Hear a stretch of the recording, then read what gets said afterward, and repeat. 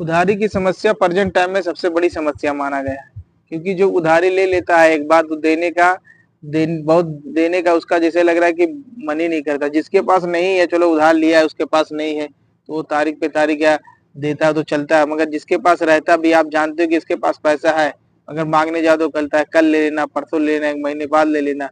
तो अगर आपको अपना पैसा निकालना है तो क्या करना होगा, तो इस वीडियो में मैं सब बताऊंगा। क्योंकि उधारी उधारी देने से पहले आपको क्या करना चाहिए, मतलब उधारी का पैसा कैसे निकालें, तो इस वीडियो में मैं आपको सब बताऊंगा। बस इस वीडियो को आप लास्ट तक देखोगे तो आपको सब मालूम पड़ जाएगा कि उधारी का पैसा कैसे निकालें। क्योंकि उधारी एक आदमी के जीवन का वो चक्र हो चुका है, मगर आदमी को सोच समझ के देना चाहिए, किसको देना है किसको नहीं देना है।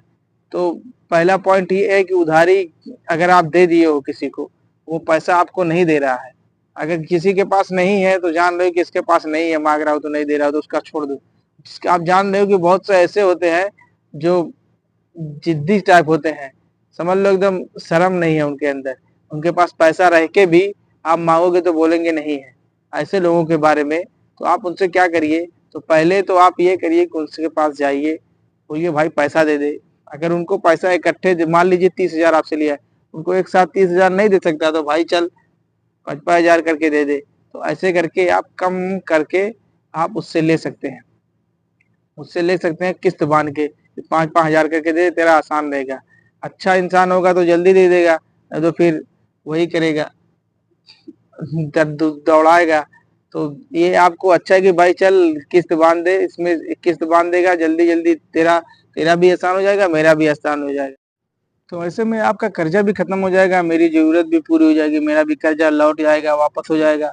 तो ऐसे में अगर किस्त बांध के आप दे दोगे, थोड़े थोड़े से पैसा करके दे दोगे, तो मेरा कर्जा जो 20-30 हजार बाकी हो आप, वो मेरा निकल जाएगा, मेरा मेरा भी पैसा वसूल हो जाएगा। तो अगर वो अच्छा आदमी होगा तो दे देगा आपको।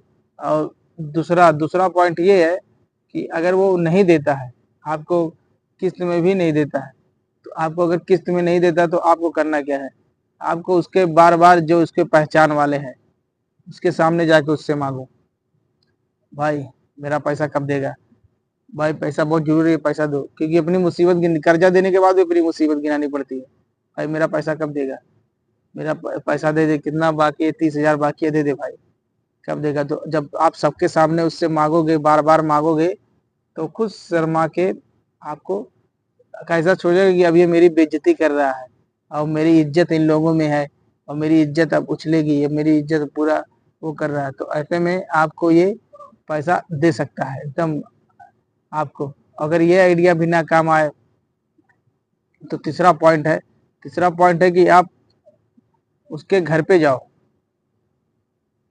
उसके घर पे जाओ, बार बार जाओ उसके घर पे। अगर आप उसके रिश्तेदार हो, पहचान वाले हो, खास हो, तो उसके घर पे जाओ, बैठो, चाय पियो, नाश्ता करो, टीवी देखो, और बार बार रोज जाओ, रोज पैसा मांगो, रोज पैसा मांगो। तो उस घर वाले कचा के तंग आके आपके बोलेंगे इसको पैसा दे दो, नहीं तो ये पूरे मोहल्ले में बेइज्जती कर देगा मेरा। तो आपको ऐसी स्थिति में वो पैसा दे देंगे, पैसा दे देंगे। और चौथा ये लास्ट है, बहुत लोग ऐसे होते हैं कि अगर उनके पास पैसा नहीं है, जैसे बहुत लोग ऐसे होते हैं कि जिसके पास पैसा नहीं रहेगा, उसके कर्जा मांगने जाओ, आप जानते हो कि इसके पैसा नहीं, उसके कर्जा मांगने वो नहीं देता, तो चलो उसको छोड़ दो, क्योंकि उसके पास पैसा है ही नहीं बेचारे के पास, तो क्या देगा। मगर बहुत लोग अड़ुअल होते हैं, जिद्दी होते हैं, जो कर्जा लेके भी नहीं देते हैं, खा लेते हैं। तो ऐसे लोगों के आप अब ऐसे उसके उसके घर पे जाके उसको बार बार टोको, जा मिले, अरे यार मेरा पैसा दे दे, मेरा पैसा दे दो, काम है।